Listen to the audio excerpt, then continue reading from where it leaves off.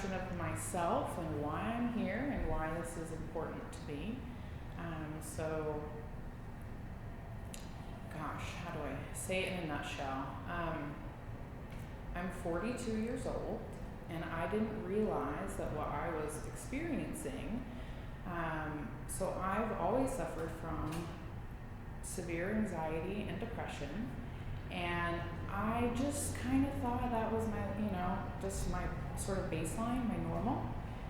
And it was 3 years ago when I was 39 that I discovered that all these things that I was dealing with were actually under the umbrella of complex trauma. That was a big sort of light bulb moment for me. I was like, oh, I had no idea that's what I was dealing with. I just thought there was something wrong with me, right? For a long time, I thought there was something wrong with me because I don't manage emotions or stress or triggers the same way that like a normal person would, right? And so discovering that about myself has been very instrumental in me understanding what it takes to really, heal my heart, right? So I hope that this is beneficial for you guys, this information that we're going to be talking about. So we're going to go into kind of the differences of like what regular PTSD is compared to what complex PTSD is. They're a little bit different, and we'll talk about what makes them different. But before we go into all of that stuff, I would love to give you guys a chance to introduce yourself if you're interested.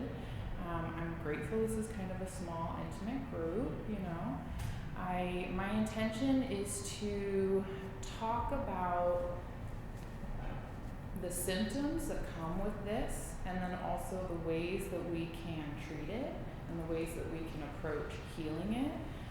My intention is not to dig into the weeds and hear everybody's story. If you want to share, we're happy to hear, to listen. But I'm a big believer that, so traditional talk therapy was very limited for me in my ability to move forward.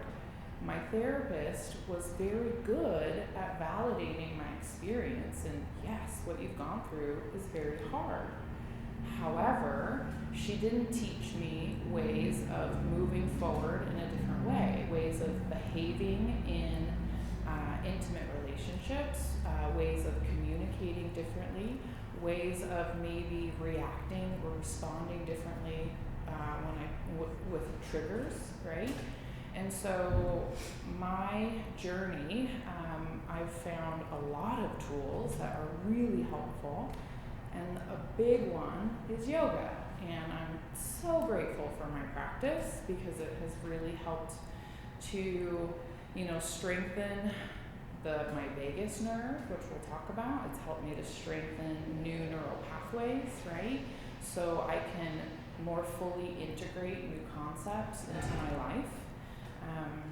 So yeah, those are the things that we're going to be chatting about.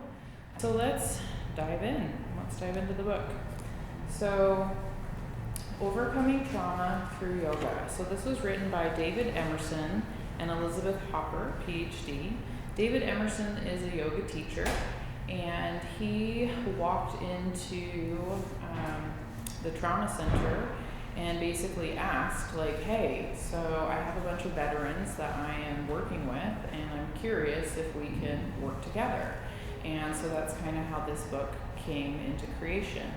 And you'll also notice that the introduction, Bessel A. Vanderkolk, is that name familiar to any of you? Body Keeps the Score. Awesome, yeah. So The Body Keeps the Score is the book that he's really known for. And that's kind of the exact thing we're talking about, right? So trauma happens and we keep it in our body, and sometimes we don't even remember it mentally, but we feel it even though we might not remember it. But so let's go ahead and, for whoever has the book, go ahead and open it up. So let's first start by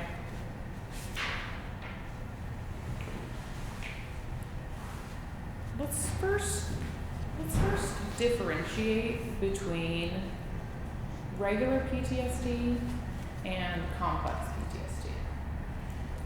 Who knows the difference and who would be willing to share?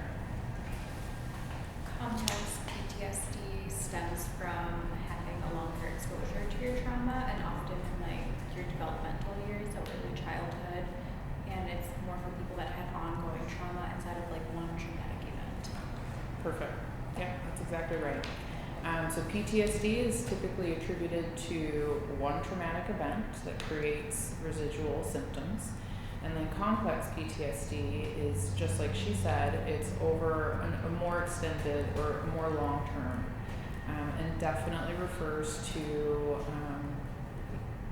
childhood trauma, and also long-term emotional neglect can also manifest as complex trauma. So not even necessarily angry violence and experiencing things like that, but even just the emotional neglect of a parent can also create these effects, right? Which I think it's valuable to distinguish between the two, because they can have very different results, right? Complex PTSD manifests differently, and we'll talk about it. But, all right, let's see.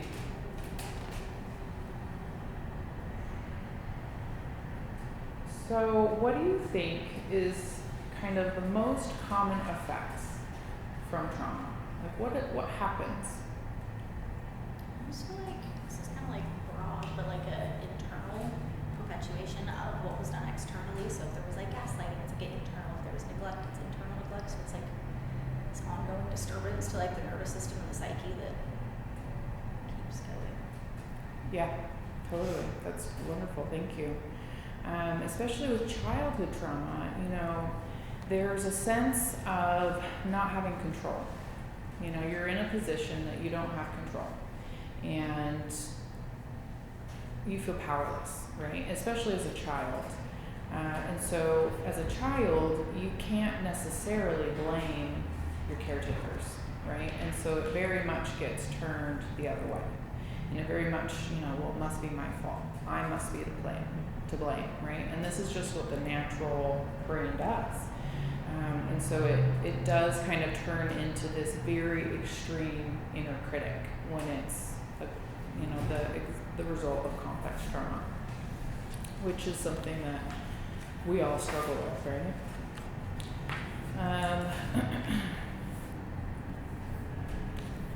Let's see. There's a few parts that I'll probably read from the book, but mostly I'm just going to use it as inspiration for conversation.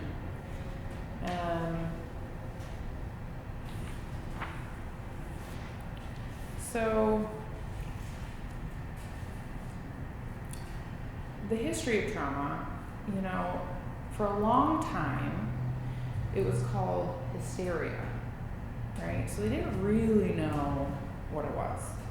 And it's only fairly recently, in the last, 20, 40 years, that they've started to really fine-tune and really narrow down certain experiences with certain results, right? So what do you think some of the consequences of either experiencing PTSD or complex PTSD are?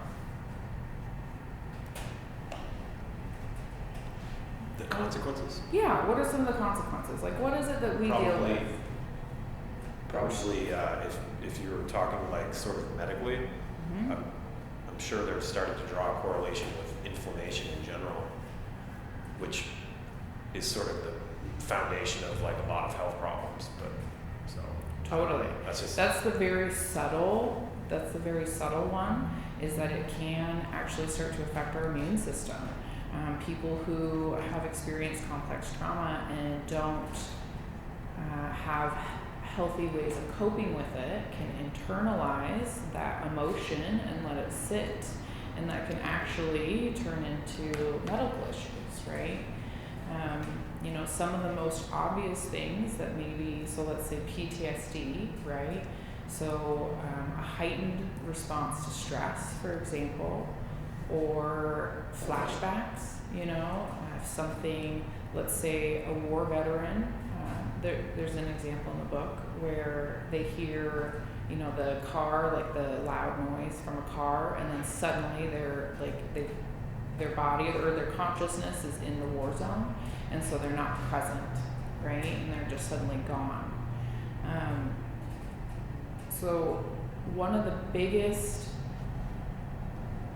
struggles with people who have experienced trauma, and this is what Bessel van der Kolk says, is that it's basically not being able to be present, that you're always sort of living in the past or living in the fear of the future, right? And you can't really be present, right? And what does yoga offer us? This moment of like being present, right? So just that one little thing is huge for trauma survivors, just being in the moment and being able to, like, you know, settle the retreats or the fluctuations of the mind and just to be with your breath in that moment, right? Because when we're struggling with trauma, we tend to like live other places in our brain, right? So that's kind of the biggest thing, is that we're not present. And especially when we get a flashback, we can then be completely not present, right? And people around us are like trying to have a conversation with us, but we're not engaging. And so this can affect our relationships, right? Because if we're not engaging, or we're checked out, or we're like dealing with something over here, our body's here, but our brain's not here, right? Like we're thinking about something else. So there's a lot of residual effects. Like not only do we have these like physical symptoms that happen with anxiety and depression, you know, heightened emotional reactivity, heightened emotional sensitivity, right? These are things that can happen with trauma. But also those effects can then also affect like your interpersonal relationships, right? So not only is it affecting us, but it's also affecting the way that we interact in the world. And yoga is this beautiful thing that not only helps us to connect to ourselves, but a yoga class or a sangha helps us to connect to other people too, which is, you know, part, because trauma can create isolation, right? We can isolate ourselves out of fear and out of, you know, not knowing who we can trust and not understanding who's safe, right? And out of this safety mechanism, we're like, never mind, I'll just stay safe over here by myself, right? And that's, you know, ultimately not really what we want, and that's not really gonna, you know, heal our heart if we're always staying safe and pushing people away.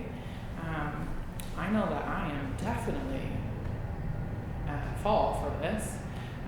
I'm pretty sure for many years, because when I came to yoga, it was serious. Like, it's my practice. Don't mess with me. Like, don't even make eye contact because I gotta focus on my practice, right? This is my therapy. And so I was very much in my like head and in my own space. And you know, I've been coming to the front for a long time. And it's only since I've recognized that me being shy is like my safety mechanism, right? And it's only then that I was like, crap, like, you know, I find myself kind of lonely, and it's like, well, how do I connect with other people? Well, guess what? You gotta smile, and you gotta make eye contact, and you gotta maybe say hi once in a while, which is totally out of my comfort zone, but I'm really grateful that I've been able to learn tools that have helped me to safely and effectively build these relationships that have helped to show me that people can be trusted and that people will show up for you, right? These are some of the consequences of like complex trauma, for example. All right, moving on. So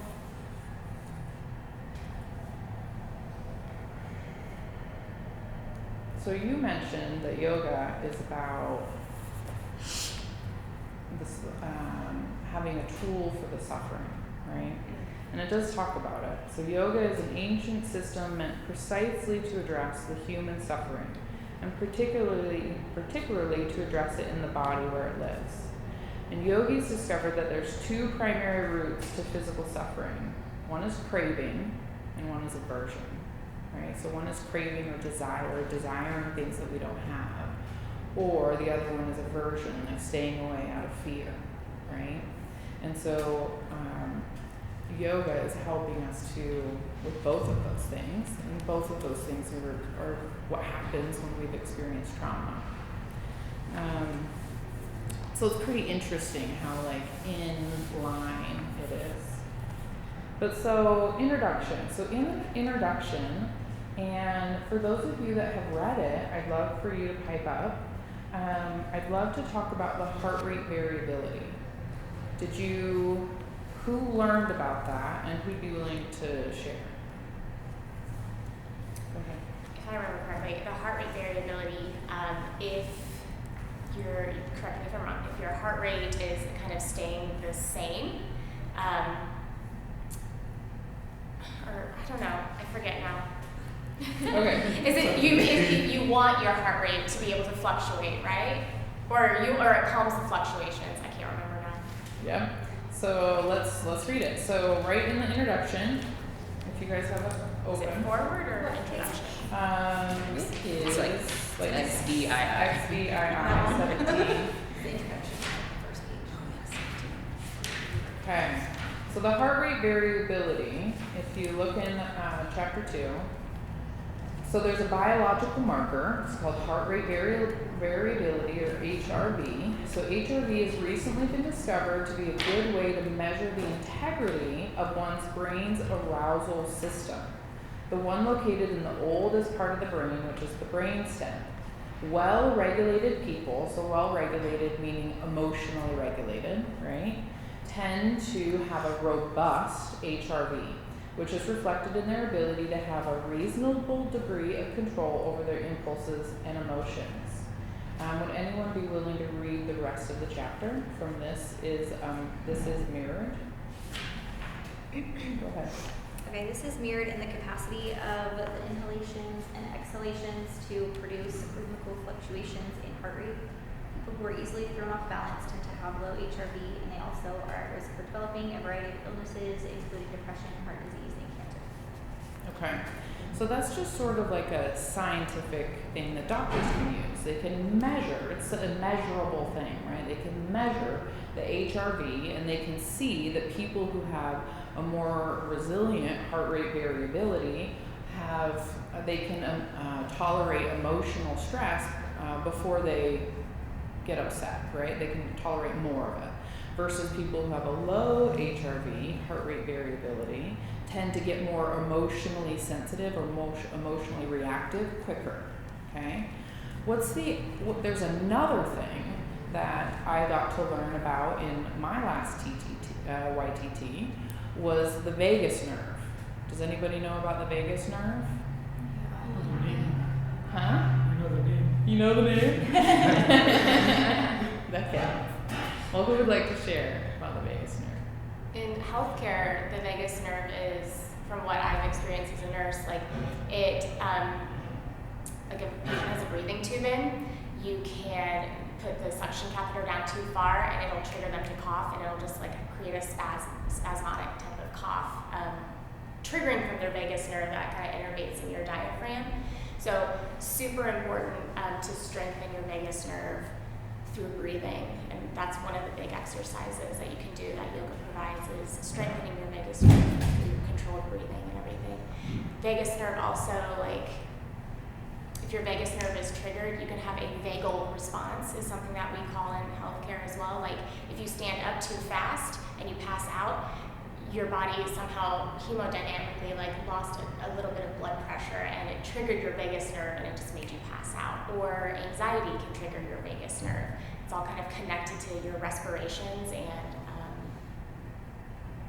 anxiety in the body kind of thing. It's like activation. Isn't it also correct in saying that the vagus nerve, because it goes from our brainstem, but isn't there like one piece of it goes to every major organ in our body? I believe so. I know it's really important and it innervates in your diaphragm though too, right?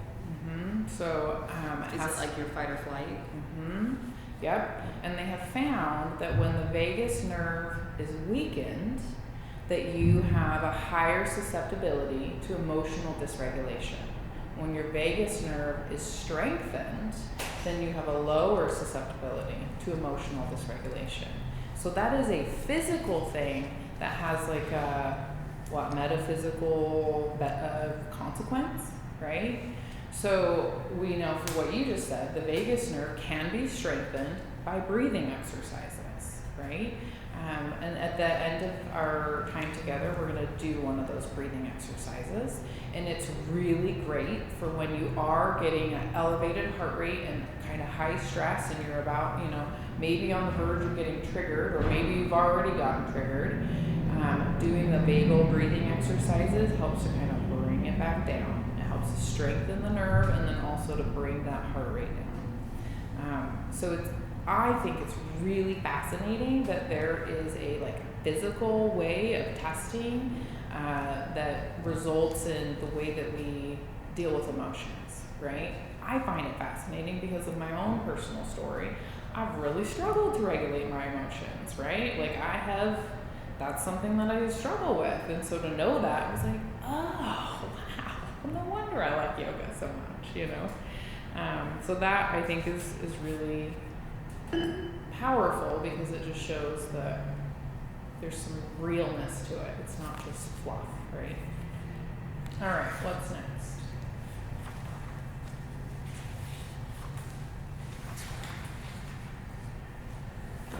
So let's see, if we go to the introduction, XXIII, so 23, the very last paragraph, it starts with most forms of traditional psychotherapy.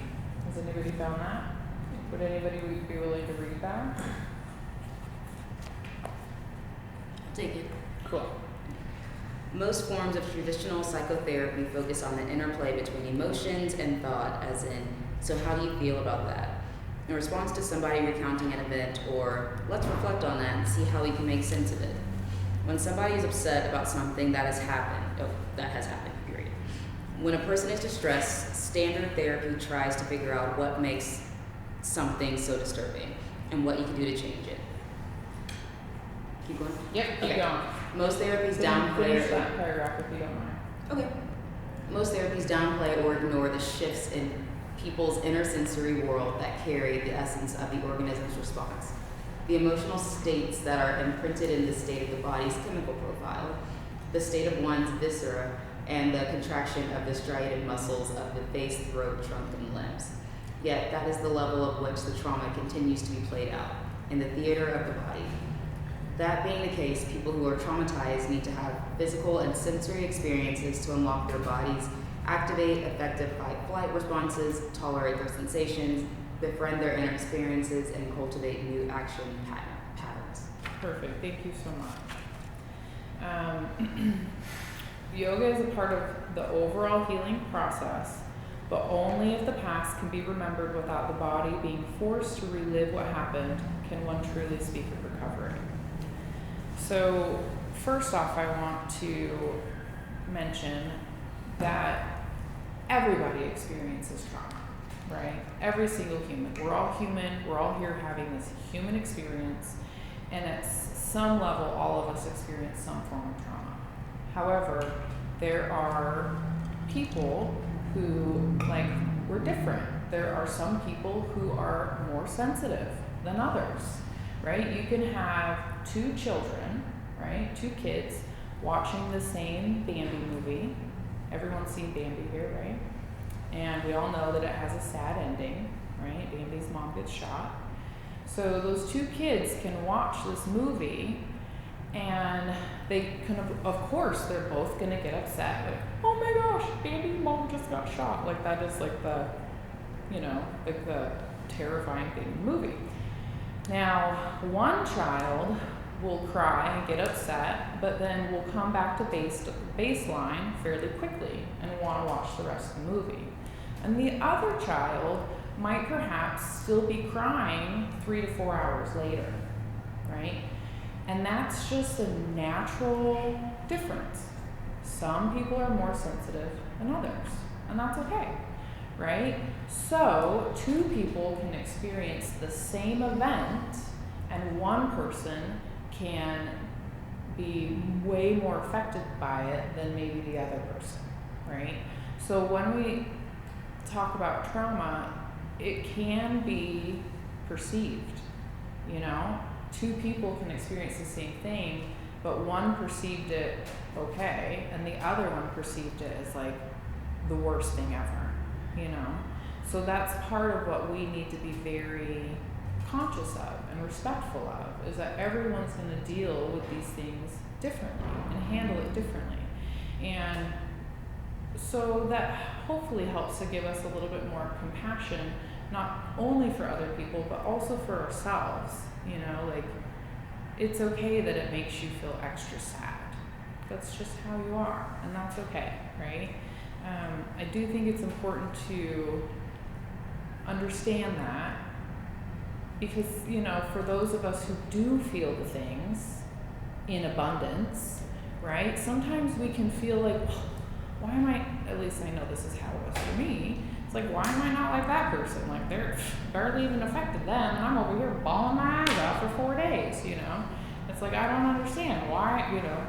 So, it's just, it's nice to know that, right? Like, we're not all the same. We just aren't. All right. Any questions, comments so far? No, I just think that's a really good call out, because so often we're taught to, like, don't be different from the group. Like, the group thinks it's okay, so you should be fine as well. But it's like, no, it's each individual person's journey, and you can't just like make it all in a group. So I think that's a really good call out. Especially with like the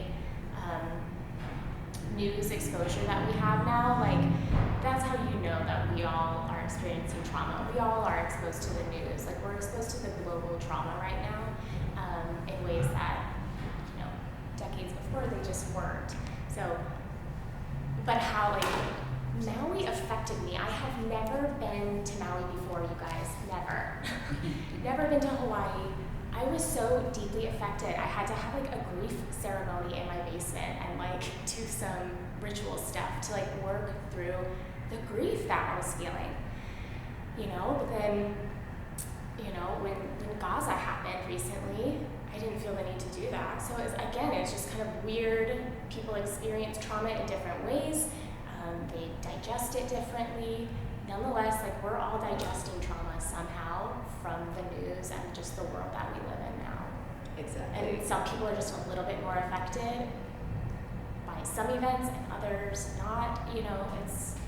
And then how people process it. Like some people aren't processing at all. Or, yeah. Or we're, you know, too sensitive, and like Gaza really has affected me. I'm just like, how are we just living like right now? Like how are we in this class and like that's happening over there right now? And it's just, I don't know, it's hard to wrap your head around, and then, yeah, so trauma, it's happening. I think it's like a connective piece too, like everyone has it, like some sort of pain, right? So like in a way, it's almost like, not truly bonding, but truly like, I think a connective piece as humans of like, because I think we mask so much, right? Everything's like, hey, we're not, the news is fucked.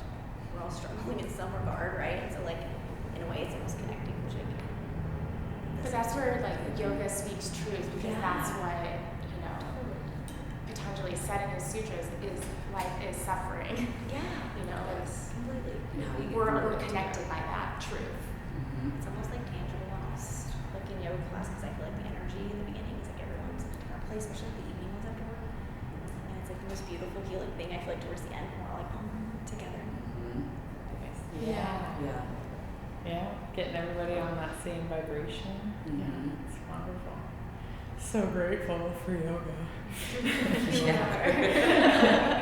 Oh, it's so good. Yes, if it's happiness all the time, life gets boring. Huh? So if it's happiness all the time, life gets boring. So Balance. Or you wouldn't even know what happiness is, right? Because you That wouldn't is have the you wanting. wouldn't have the sadness to like Yeah. this, make you experience the happiness. True. That's a nice thought. You wouldn't maybe have as deep of gratitude for it if you didn't have the counter. Right. Like one can't live without the other, one can't exist without the other. Like life is full of dualities for a reason. Yep. But how do we find the middle path? this book club. Because life is full of polarities. And also the emotion, right? Like the emotion gradually goes down. Like, on the day of event happen, you feel more emotional. The second day it's a little lesser. Like after a couple of days, you don't feel as much. I mean, at least that's how I feel. Totally. Pretty much it's same problem. Well, to expand on that, what happens when we don't allow ourselves to feel it and we just push it down there and like, nope, not going there, going to work, right? What happens when we do that? I feel like people get burnt out and it could come up in like chronic pain in the body, or like at some point you'll explode. Like you can't just hold it in forever. Yeah. According to Van der Kolk, it stores in the body somewhere. Yeah. Yeah. Stays in you somewhere. I also feel like it probably will start like deassociation. I know I said that word wrong, but dissociation. So like, if I'm pushing it down, I'm probably gonna push some other stuff down. I'm probably gonna like not be as connected with my body and what I need because I've got a little box I can just put everything in. So Yeah. What are some ways to work on that? Like, Dissociation. or just kind of unpacking or unboxing things that you have shoved down and just like continue your normal day-to-day life. It's a really nice question. Good question. So, in the event that we don't have a person to share with, which sometimes happens, often, where do we turn, right? So, being here is a wonderful start.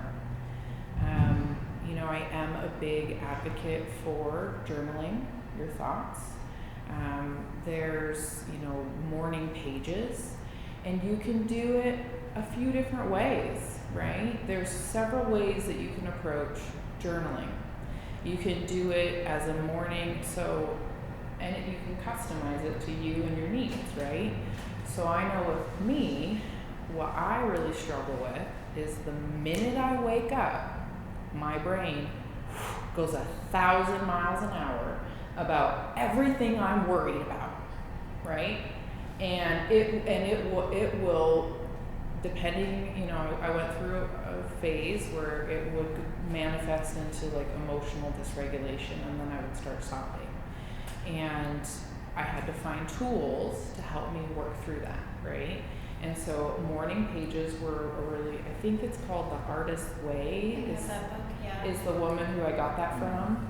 And that's just where you're just spitting it all out. You just spit it all out. And it could be all the negative crap, right? Like, I'm so upset about all of this, and get it out, right? It's just purging it, maybe burn it, whatever. That's a good way to get rid of like the negative crap.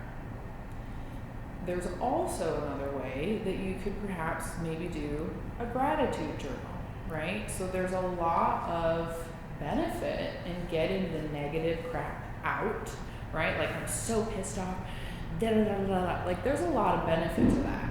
But it doesn't benefit you to stay there, right? To stay there isn't helpful.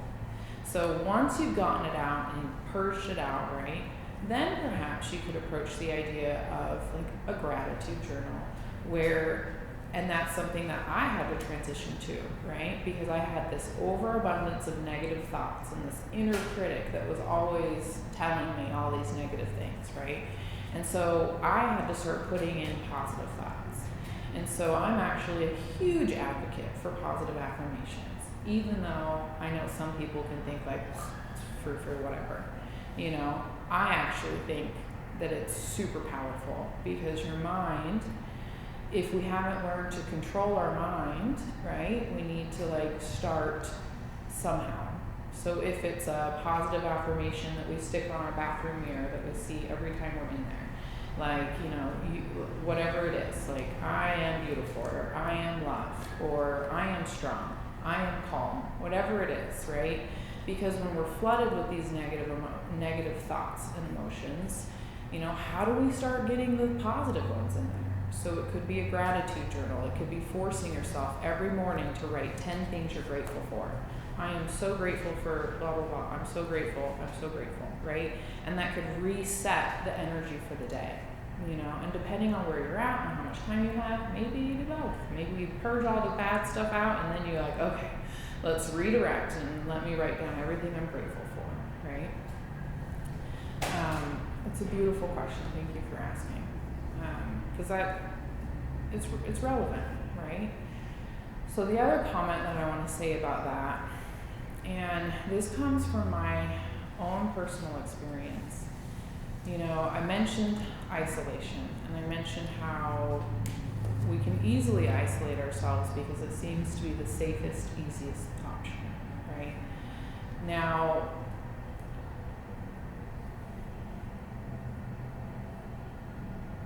I have definitely I experienced childhood trauma and a pretty fair amount, and I was a really shy kid. In high school, I would go 24 hours without saying one word. I just thought I was shy. I didn't realize I was dealing with complex trauma, right? So it was very normal for me to be very isolated and very alone. But I've always had this bigger desire to have connection. I think that's human, right? And even if it was coming into the yoga room and still not making eye contact with anyone yet, because I gotta protect myself and I'm here. This is serious practice.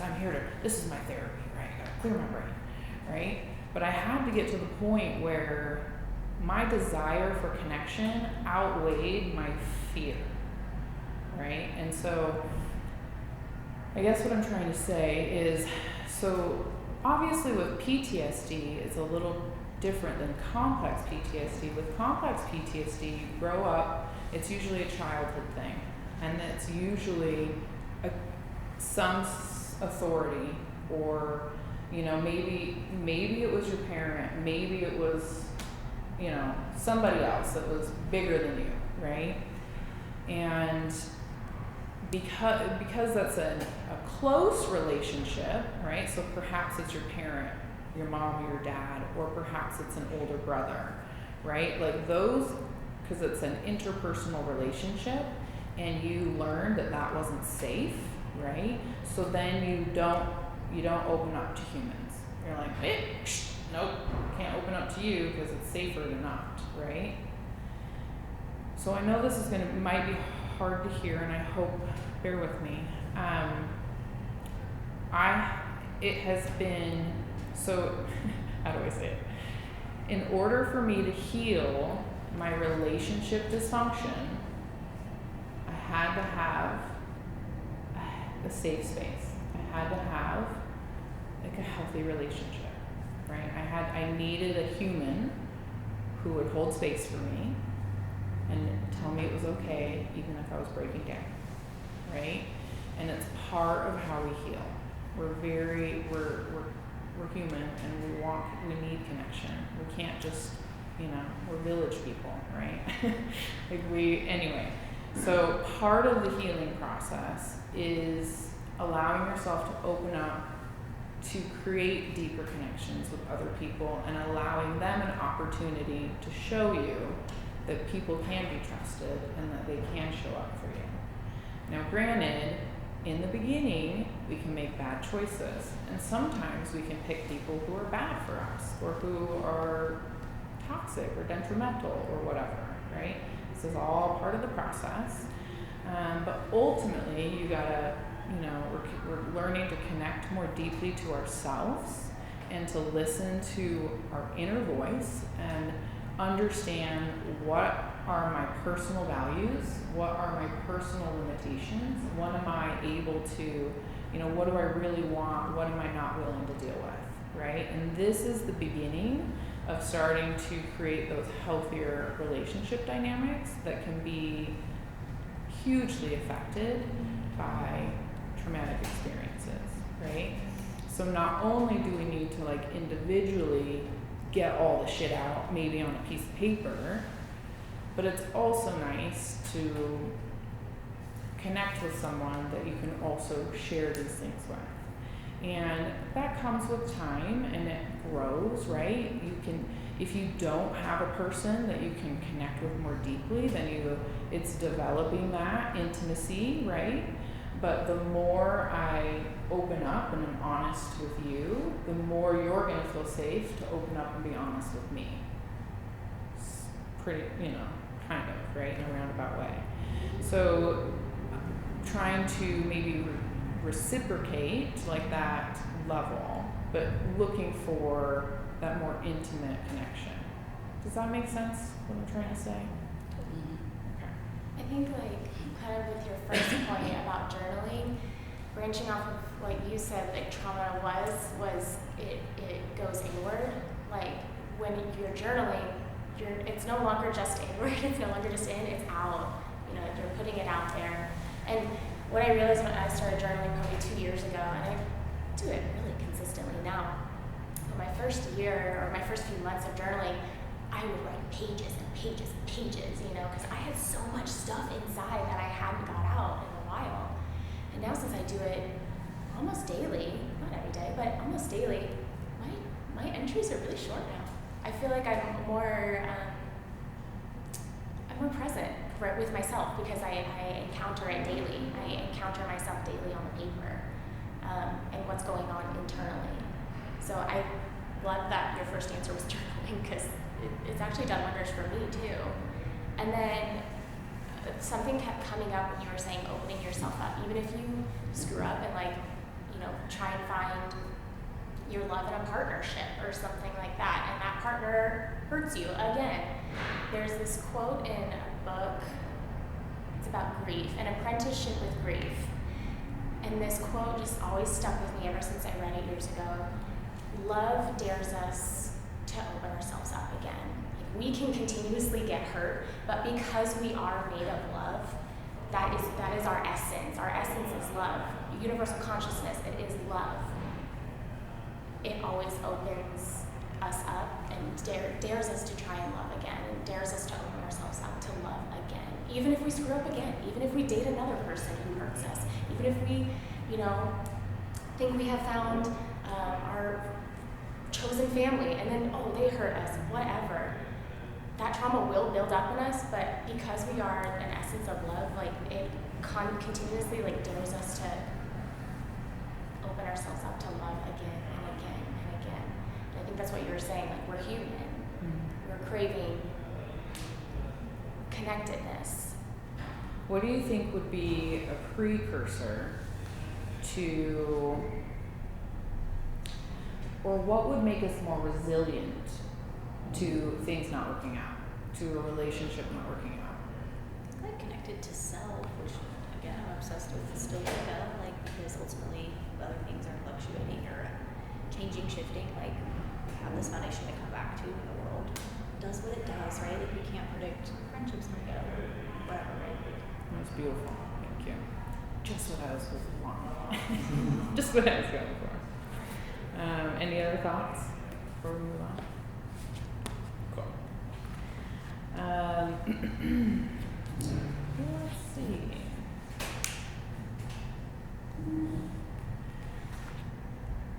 So we've already sort of talked about how,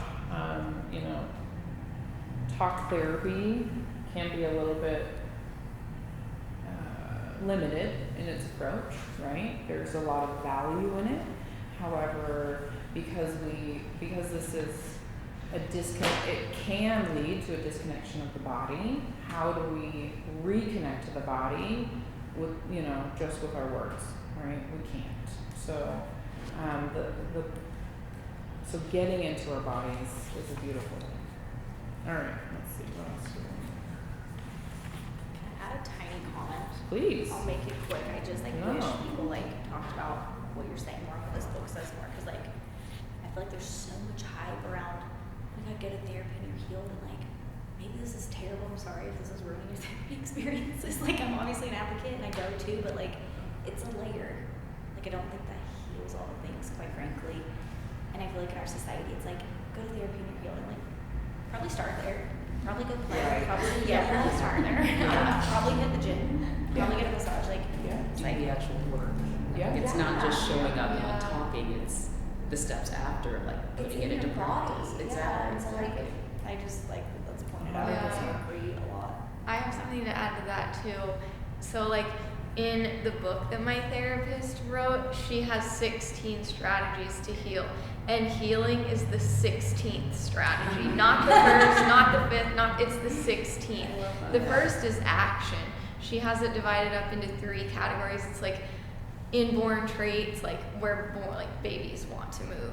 And then the second is learned, and then the third branch is like the advanced tools. And so she's a big advocate of like a lot of therapists do the opposite.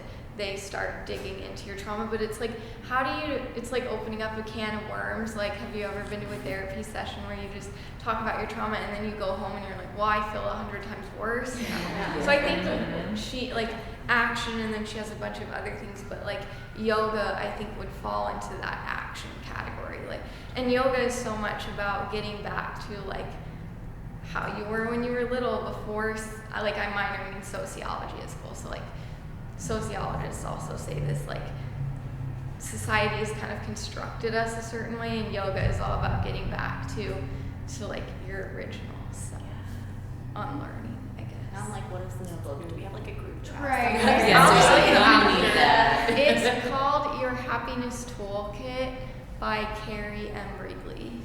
Can we start a group chat? Is that a thing? I know we should. Yeah. Sure. I'm into it. Whatever you guys want. Can you say Carrie M. Wrigley. Wrigley, thank you. The happiness Thank you project. for sharing. Your Happiness Toolkit. It's on Audible Whoa. too. Yeah, it's like 16 strategies for overcoming depression and building a happier life. So you're like, I need a free session. I just promoted your book. But for real though, thank you for sharing that, because it does take a multifaceted approach. We can't just do therapy. We can't just do yoga. We can't just eat healthy, right? We gotta do all the things to really, find the peace and the balance. So it's multifaceted the way that we have to approach it. And yoga is such a beautiful way of starting the process. So what Or find a bigger problem so that you forget about Watch the news again. Just Only listen to the news now. So before we dive into the key elements of trauma-informed yoga, what are some of the current treatments that are offered today? And I know that one of them was already mentioned. EMDR, you said. Mhm. Yeah. Anything else? Craniosacral has been helpful. Cranial sacral massage. Yeah. Awesome. Like working with your fascia. Awesome. Anybody else? Forms of therapy. Hmm? Did you say forms of therapy that work? Just current forms of therapy. I feel like I like mind-body bridging stuff. So it like connects. Ooh, is that like meditative? It's like therapy. So they start with like talk, but then it goes into like where do you feel everything that you're speaking in your physical body? It's like back and forth, and then you like moving that or Going from like a thinking mind to a sensing mind? yeah. I Sort feel of. like that's the closest like talk therapy maybe gets to like Cool. body stuff. Or like somatic. Somatic work. Yeah. Yeah. I've heard of like somatic therapy. Yeah. Never done it. It's probably the same. I don't know. That was in the book, and that was an interesting about the vet who could feel his legs, so it was like touching Yeah. them. I was like, no idea. Yeah. But yeah, Yeah. that's cool. Yeah. long walk, long hike. Long walk, long hike. Yeah.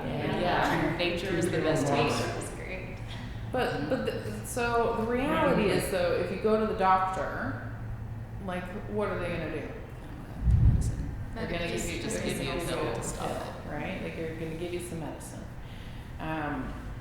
So they're typically kind of, anyway, you can have, so that can be beneficial. but it can also have cons to it, right?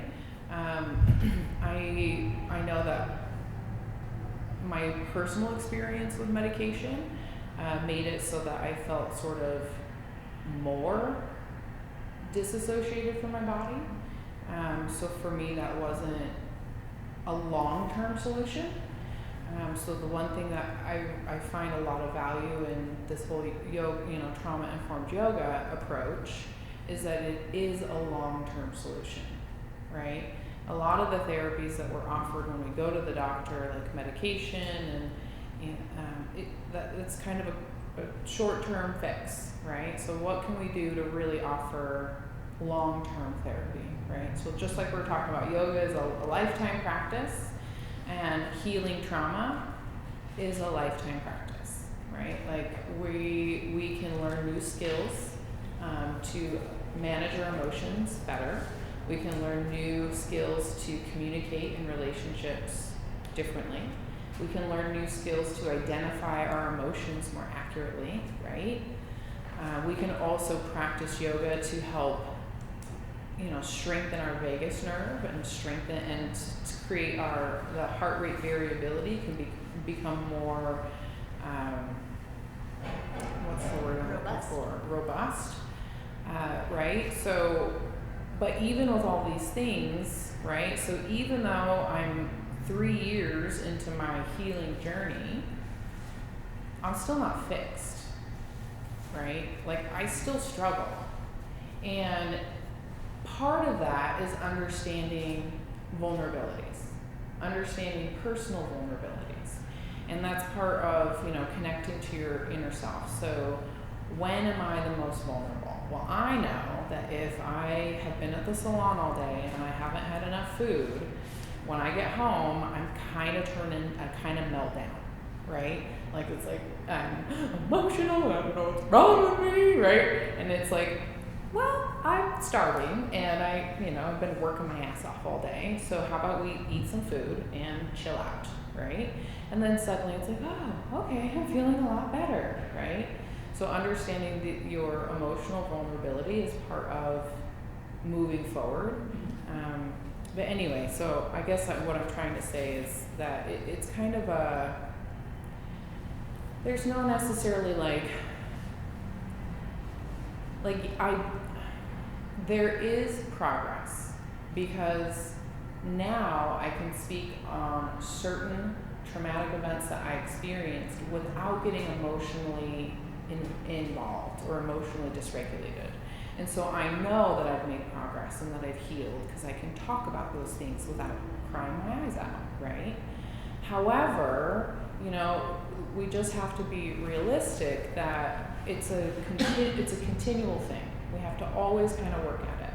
We have to continually get on our mat. We have to continually be aware of our vulnerabilities. And that's how we're going to continually heal, right? Because it's not this quick fix thing, right?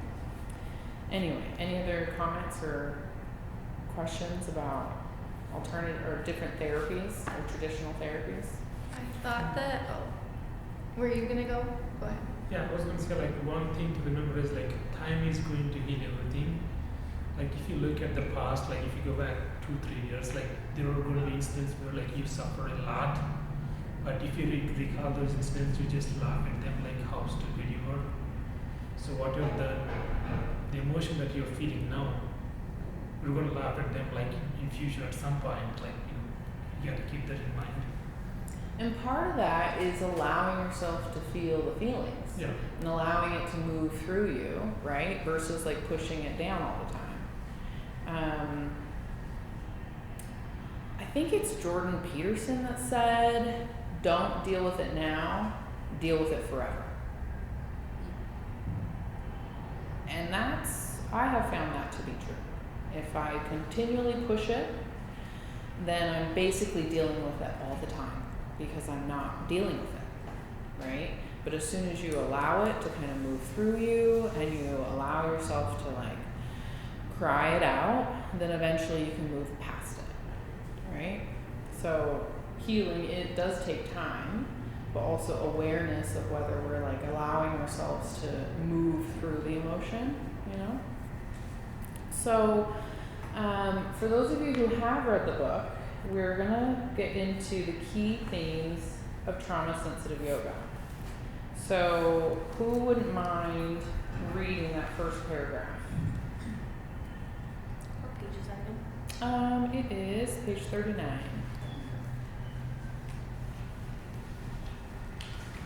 So do you want to say something? Did we cut you off? Oh, it's okay. Well, Keep going. no, you can go ahead. Well, I was just gonna say that was reminding me of in chapter 4 when it talked about Adam's medication story and like that it made his issues actually worse, and then like relying on a medication rather than relying on oneself decreases self-efficacy. That's what I took notes on. That's really powerful. Yeah, that was pretty big. Yeah. Mm-hmm. From my personal experience, I have lupus, so I definitely depend on, you know, medicines and the medical team. But then also I have been like overprescribed and given, you know, the wrong medication, and finding the Ayurvedic journey like through yoga and just learning different techniques to help my inflammation and my symptoms, like it's huge. It's just when I read that I was like, I get it, because a lot of times they're just gonna be like, oh, this hurts, throw some medicine at it, throw that, and then you're 10 pills in and you're like, what's wrong with me? What's even happening anymore? So I thought that was a really good call out. Thanks for bringing that up. Yeah, thank you so much for sharing.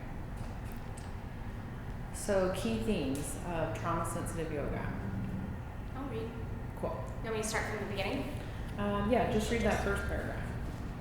We have identified 4 main themes that have emerged as particularly important for yoga with trauma survivors: experiencing the present moment, making choices, taking effective action, and creating rhythms. Perfect. So, experiencing the present moment. So, there is, I'll just go ahead and read this, and then I'll have, I guess, So, experiencing the present moment. I wanted to bring in yoga for many reasons. The first is because, due to the past trauma, so many of these kids are so separated from their bodies and their understanding of their bodies. With regulation skills practiced in yoga, the kids are invited to read their body cues, understand their reactions. This is hard to do when they're so separated from their bodies. In addition, so much of their lives are fast-paced, including the other physical activities we offer. Yoga allows a way to slowly build strength, which illustrates one of our core missions. And that was written by a clinician offering trauma-sensitive yoga to the youth. Now, consider this statement from Dr. Vanderkolk. The goal of treatment of PTSD is to help people live in the present without feeling or behaving according to irrelevant demands belonging to the past. So let's talk about that. So we've mentioned that trauma can be a disease of not being present, right? So what has your guys' experience been as far as yoga and helping you to be present? I think it's the first thing we do when we approach our mat, whether it's guided or whether it's in Mysore, it's self-guided, or you sit or stand on your mat and where is my body right now? What am I feeling? Where is it easier to breathe? When you have a good teacher, they'll go through like an inner monologue of, okay, where am I today and how am I starting my practice? And that it starts from the beginning. Your presence starts from the moment you step on your mat. And what do you think what for you guys, what's your experience? Like what really taps into the being present? Well, one thing, this is a newer thing, like last week, so I'm taking the 6-week Ashtanga 101, and yeah, you're in that one too. And I asked last week, I was like, is it bad to close your eyes? Because like all the other yoga, it's like close your eyes.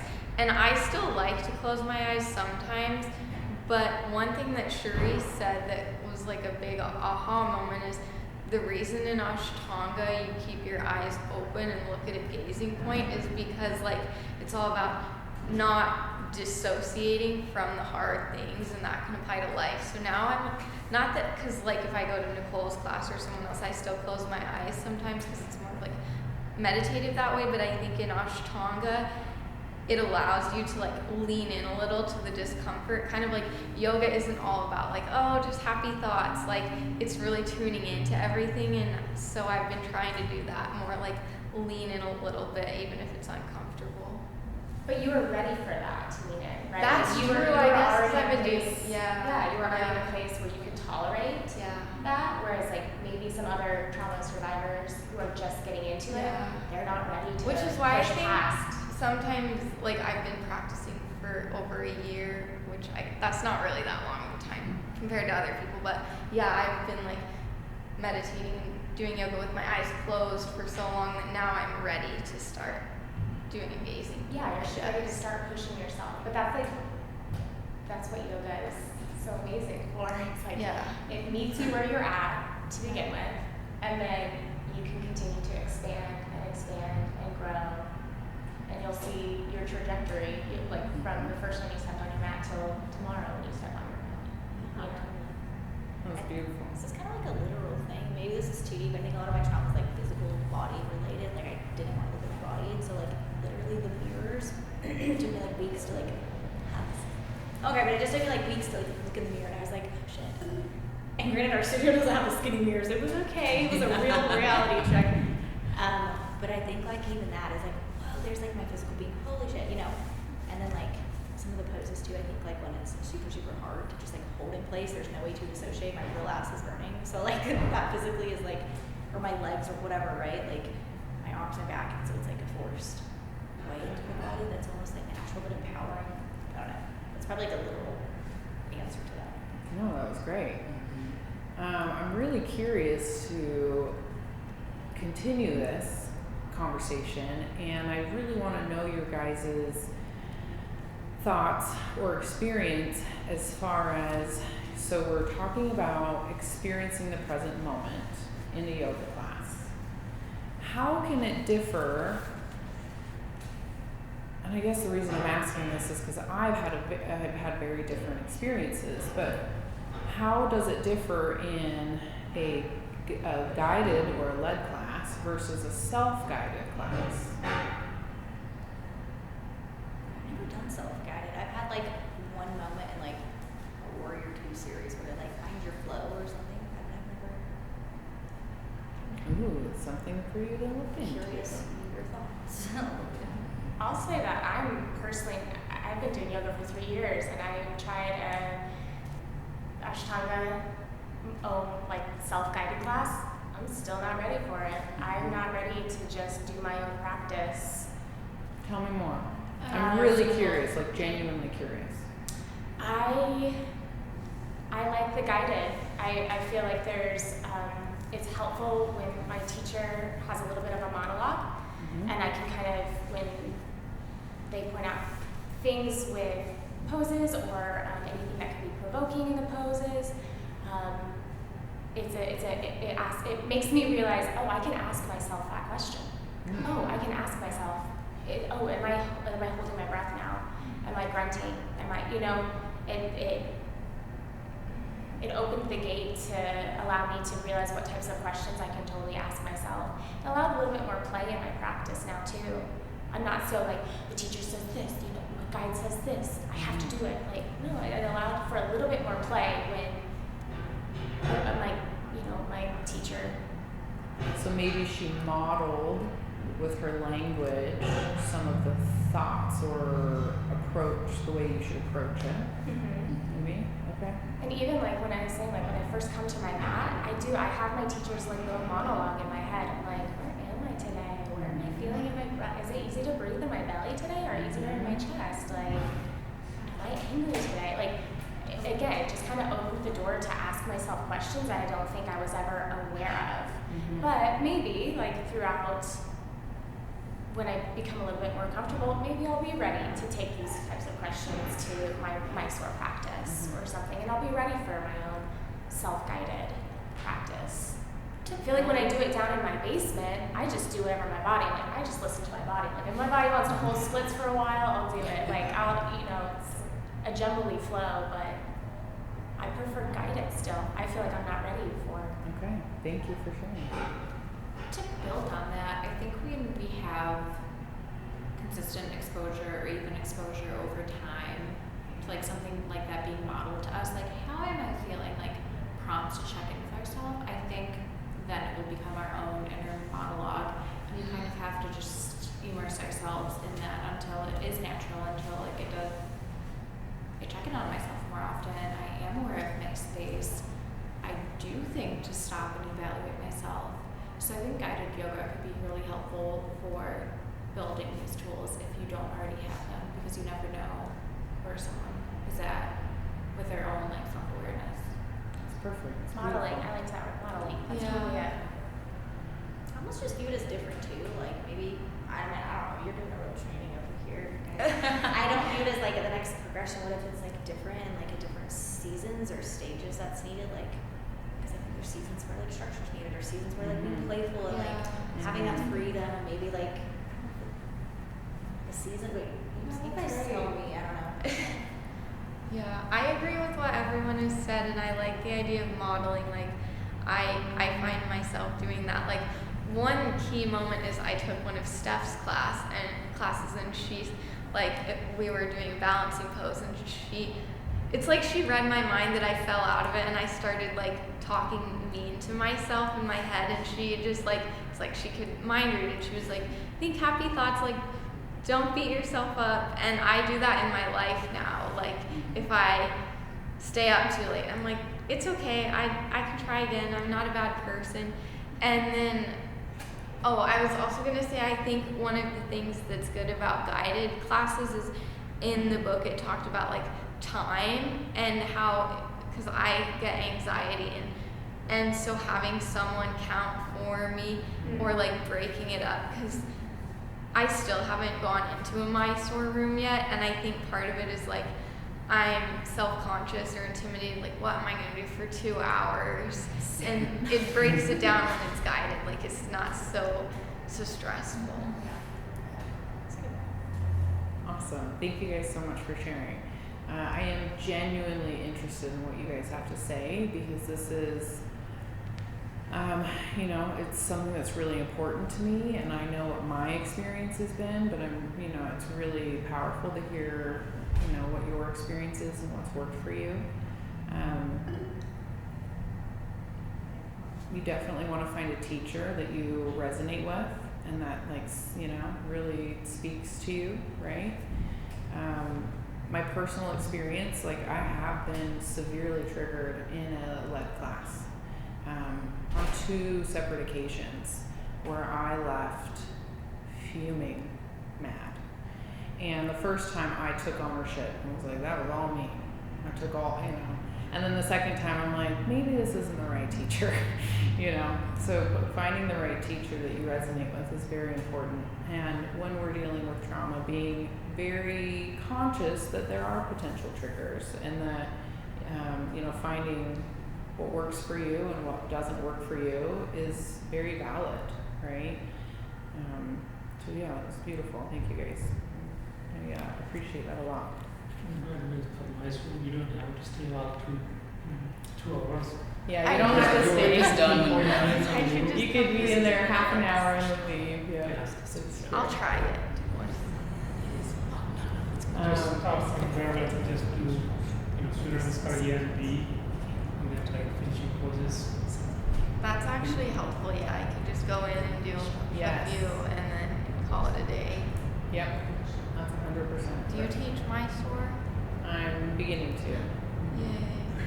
I'm a big Mysore person, but that's also because that's the practice that's really helped my brain. I was going to ask you this, why do you advocate for Mysore Ashtanga for trauma particularly, out of all other branches of yoga? Oh yeah, I also would want to hear how trauma-informed yoga and Mysore or Ashtanga, how it all intersects. Yeah. Oh, I love that you guys are asking. Well, I can only speak for my personal self and my experience, and everyone has a different experience. But just go set with Mysore is you go in and it's self-led, but obviously the teacher's there to help you. But so you start with like the sun salutations, and then you could finish just with the like finishing sequence, right? So part of the themes is taking effective action and making choices, right?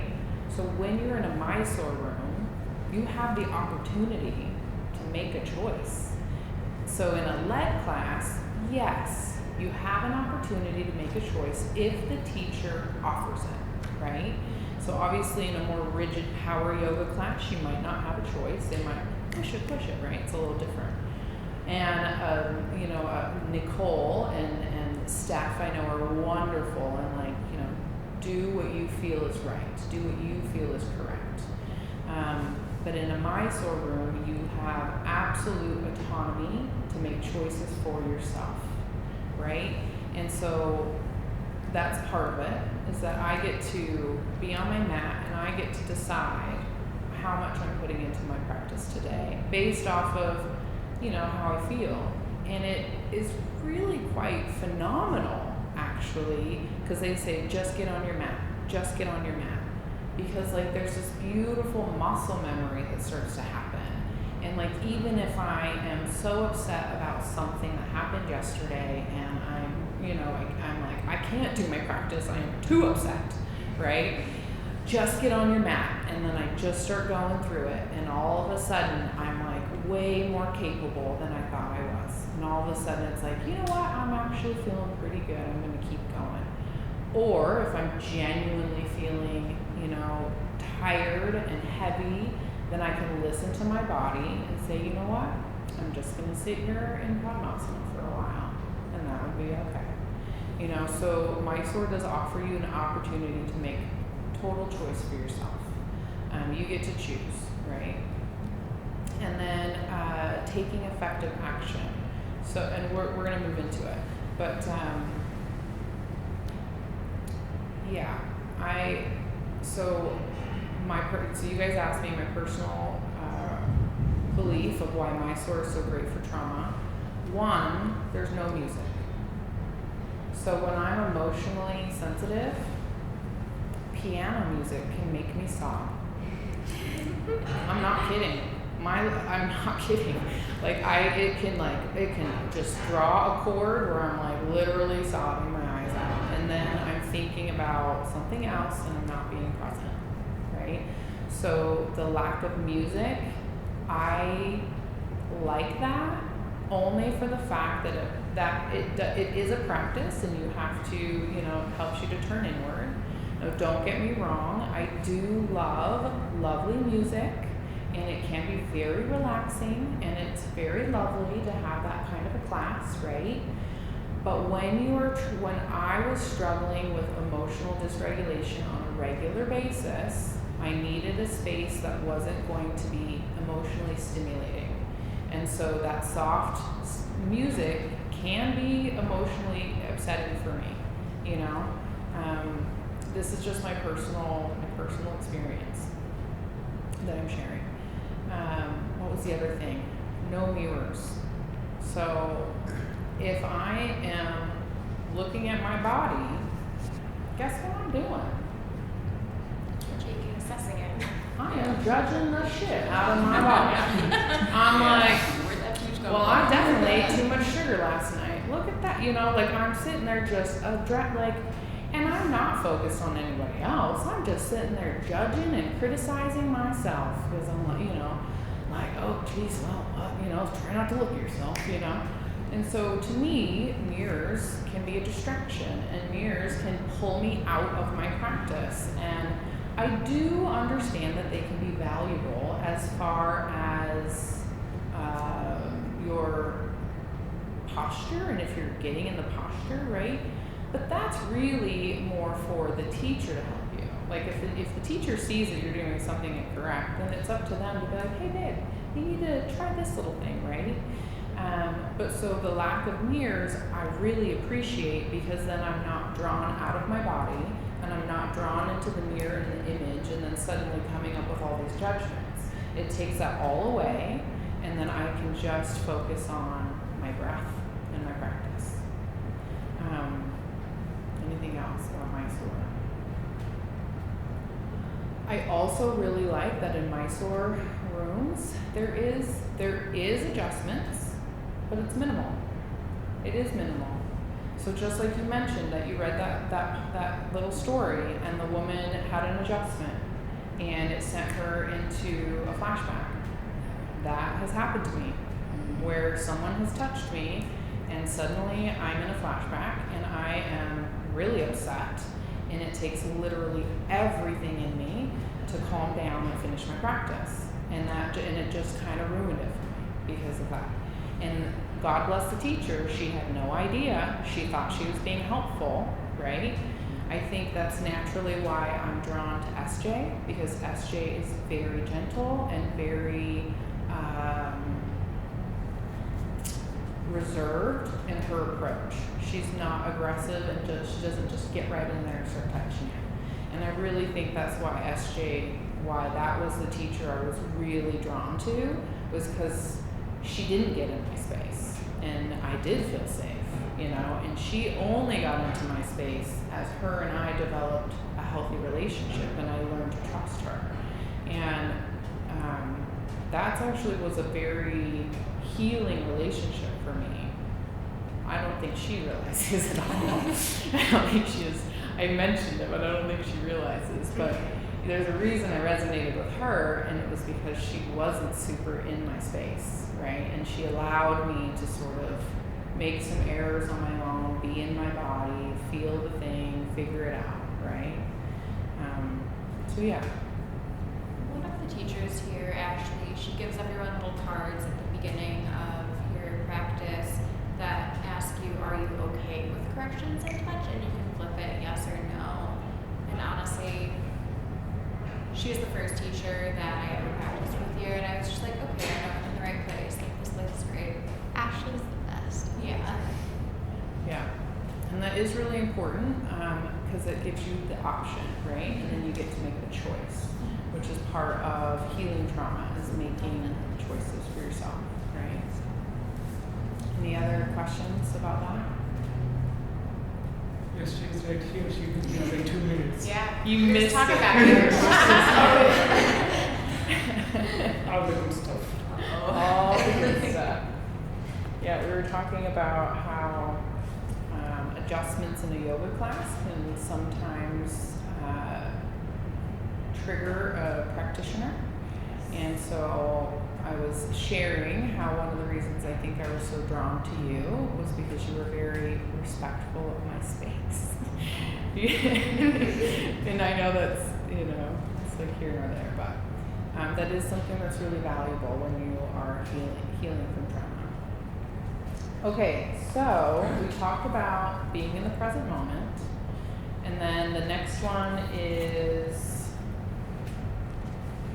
it taking effect of that? No, making choices.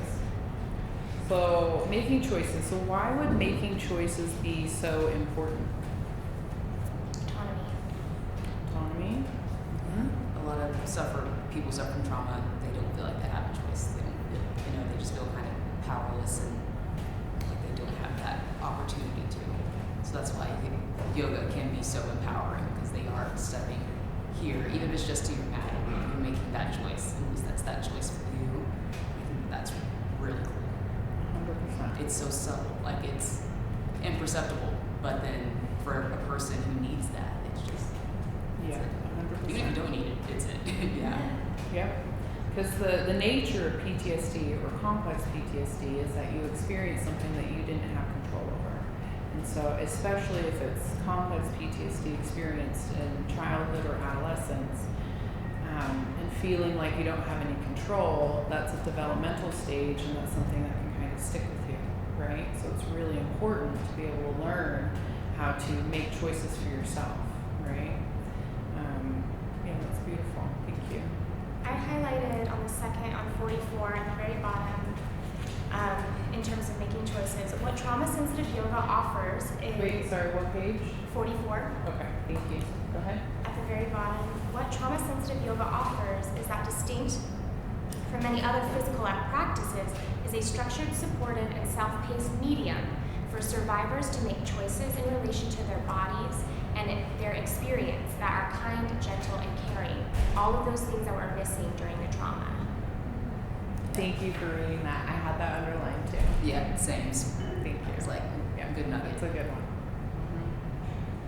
Any other thoughts about that? I feel like it all, like making choices lets you start trusting your body. Like I used to be a competitive figure skater growing up, and I had this one ice dance coach who, he was really good, like he's respected nationally, but I have trauma from that because like he would push me so much. Like one time I did my program and I was literally gonna throw up, and he said, "No, you're not trying hard enough. Like you're making excuses. Run it again." And he would do that all the time. And so then like coming and practicing yoga and have an instructor that says like, don't force yourself or listen to what your body is telling you is like life changing. That's awesome. Thank you. Thank you so much. Any other thoughts about making choices? And then I highlighted here, the feedback we have received from many of our students is that we cannot remind them enough that they have a choice. Like, emphasizing that is going to be so helpful for individuals who feel like they didn't have a choice, especially during their trauma. Yeah, that's beautiful. Well, and I'm sorry, I forgot. Elsa. Elsa shared that one of the reasons, so her experience with Steph and falling out of the headstand, right? And then Steph immediately being like, don't be too hard on yourself, Yeah. because she knew where your head was going, Yeah. right? So being able to have a teacher that really encourages you to make choices is perfect. It's wonderful. Yeah, Any I other think thoughts? as like a yoga, as we are one of the yoga teachers, it's something to be very cognizant of, because of course we want to push and encourage them to let's see how you can. You're going through this challenging pose. How can you get through it? But also letting them know, hey, like, there's no reason for pain. Like this is your body. So it's that interesting kind of like dichotomy of you want to push, but you also don't want to push too much. That for me personally, I'm still learning that balance on how to structure my class to where it is super inclusive, but it's still like you still want to get a little bit of workout. You want to feel accomplished at the end, but you want to feel good about yourself. So I'm trying to bridge those two. Yeah, that's awesome. So you two that are in the YTT right now, so what, and you're considering, so for your practitioner that's in your classroom, and so what are you going to offer them to give them a choice as far as anything in the class? Does that make sense? I like that. I feel like you're about to go. I think it's so interesting. Keep going. I mean, for us in YTT, it's all about, it's kind of customer service, but it's all about when they come into the class, like, hi, what's your name? Haven't seen you in the class before. Really like becoming personal with them and, saying, okay, how do you feel comfortable in yoga, with adjustments, and like establishing that sense of trust for me, I think is going to be super, super key. Like, so I want them to know they can trust me, that I'm going to support them in this practice, however that is, and then for them to be like, okay, I can relax, like that safe space, I can relax a little bit. That's what I'm hoping. Yeah, that's That's beautiful. Well, and you saying, asking a question, like, are you okay with assist, right? So asking either right in the beginning as you introduce yourself to them, hey, are you okay with assist? And then they can say yes or no. And then also in the moment before you go to touch someone, always ask. And that's something SJ is teaching me, right? Like just, hey, is it okay? And then someone who's experienced trauma, they can either say, no, I'm good. Or it allows them to make a choice, and it's within they're like, okay, I'm feeling okay right now, so sure, right? So that's allows them to make the choice, I think too they focused on, I don't know which instructor it was, but they were talking about like assisting. And so when they do it like in a way where it's like when anyone's in some sort of child's pose or something, they're like, just use the up and down so no one needs to see your choice, because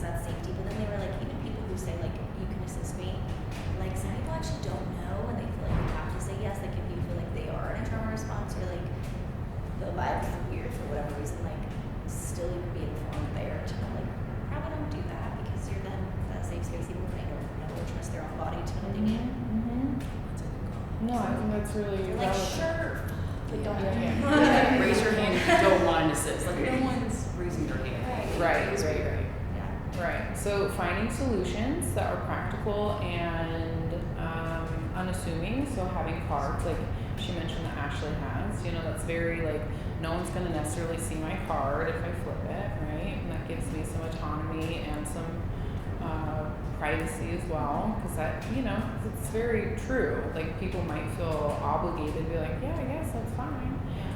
So in the beginning of a class, if you ask someone, hey, is it okay if I do assist? And they're like, oh, sure. But maybe it's going to be valuable to ask again. Be like, hey, so I just noticed, I might be able to help you with this bind. Are you okay if I help you with this bind? And they can, at that point, they have that choice. Yes. They may not even know what the word assist means. Also. So they don't know that means you're going to touch them. Right. That's a It's different great. language, like, is it okay if I touch you? And I always like to tell people if I'm going to touch them and I don't know them. It's different if you know them and you already have implied consent. But if you don't know them, like, I'm going to, okay, you're okay with me touching you. Okay, I'm going to move your arm this way and push your hand this way. Is that okay? Just so they know what's Like happening. direct wording, I actually love that. Yeah. Yep. That's perfect. Awesome. Any other thoughts? I think with choices, even adding in class, is props, feel free to bring a block.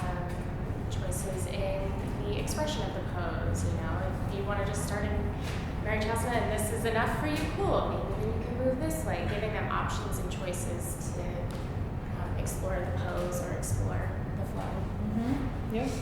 Yep. I really appreciate being given an option to like, hey, if this is too much, you can just sit in child's pose, and then they can make a choice. Like, okay, I'm feeling tired, I'm going to sit in child's pose. It's lovely. All right, what's the next one? Taking effective action. We have 6 minutes left, and we are going to meet again, and we're going to finish talking about the book. I would really like to do a breathing exercise with you guys before we finish. How does everyone feel about that? Does everyone feel complete with the book so far? Any questions or comments? Okay. So we're going to do a vagal breathing exercise. So everyone get nice and comfortable in their seat.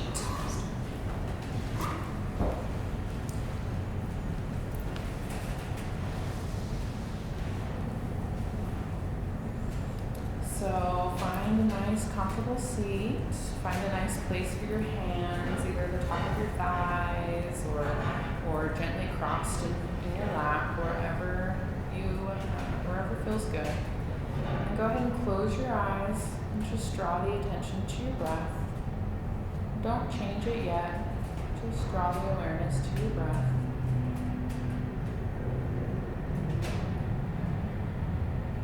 So we're going to do a counted breathing, and I'm going to lead you through it. We're going to inhale for 4 counts, pause for 1, and then we're going to exhale for 8 counts, pause for 1.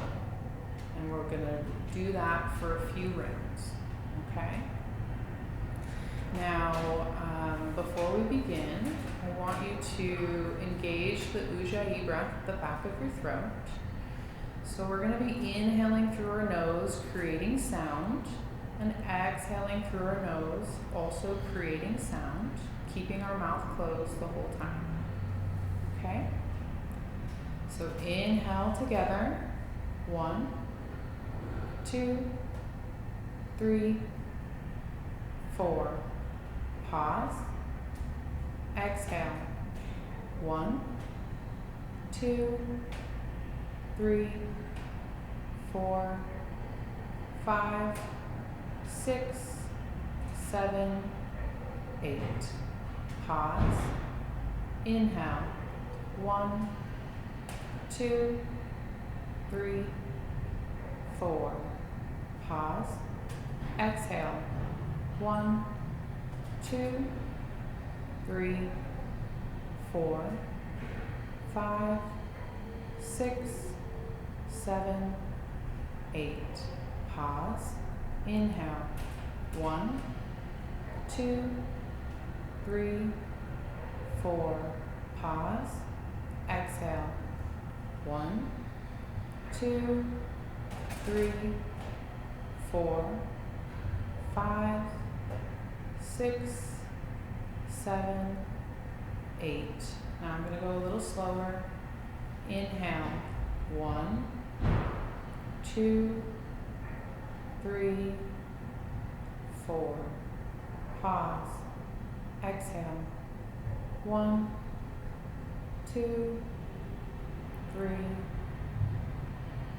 4, 5, 6, 7, 8. Pause. Inhale.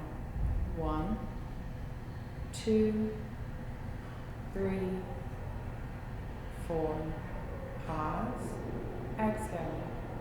1, 2, 3, 4, 5, 6, 7, 8. Last round. Inhale. 1, 2, 3, 4. Pause. Exhale.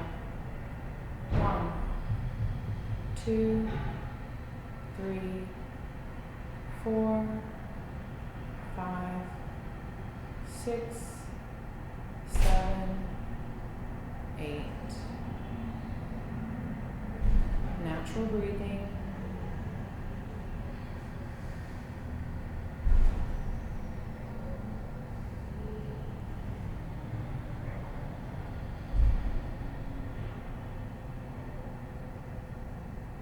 And gently open your eyes.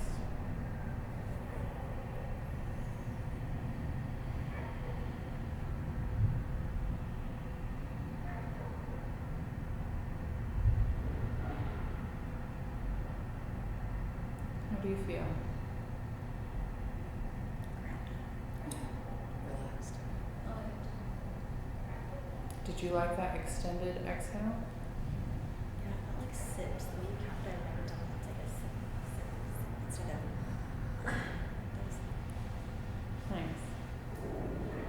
So that's just one of the breathing exercises that can help to strengthen your vagus nerve. And we learned today that, what about the vagus nerve? It gets weakened with trauma. It gets weakened with trauma. And if it's weakened, we experience what? Emotional or dysregulation. More emotional dysregulation. And when it's strengthened, we experience